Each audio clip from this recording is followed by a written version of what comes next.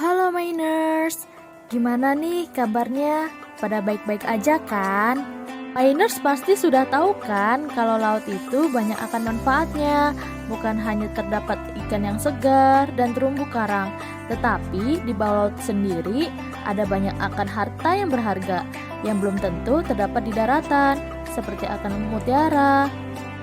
Dapat kita lihat bersama dalam Al-Quran di surat Al-Fatir ayat 12, di mana yang artinya, dan tidak sama antara dua lautan, yang ini tawar, segar, sedap diminum, dan yang lainnya asin lagi pahit. Dan dari masing-masing lautan itu, kamu dapat memakan daging yang segar, dan kamu dapat mengeluarkan perhiasan yang kamu pakai. Dan di sana kamu melihat kapal-kapal berlayar membelah laut, agar kamu dapat mencari ikannya. Dan dapat kita simpulkan bahwa kita sebagai kaum umat muslim untuk senantiasa selalu bersyukur kepada Allah Subhanahu wa Ta'ala telah diberikan kenikmatan akan alam yang diciptakannya, dan kita bisa menikmati hasil ciptaannya dalam kehidupan sehari-hari.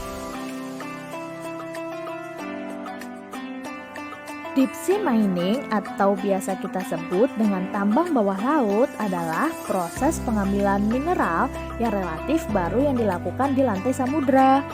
Situs penambangan samudra biasanya berada di sekitar cerobong asap dalam laut di kedalaman 1.400 hingga 8.000 meter di bawah permukaan laut. Salah satu proses penambangan bawah laut biasanya menggunakan alat rig, yang dimana rig adalah mengacu pada kumpulan peralatan yang digunakan untuk melakukan pengeboran pada permukaan kerak bumi untuk pengambilan contoh minyak, air, atau mineral.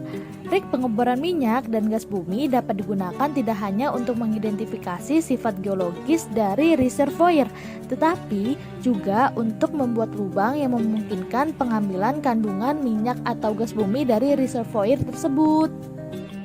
Kasus pengeboran terjadi harus mengebor dalam kedalaman 1.400 sampai 8.000 meter di bawah permukaan laut yang menggunakan alat yang bernama seafloor mining tool dengan kepala hisap pemotong drum berdiameter 2 meter yang memanjang dari boom hidrolik di depan.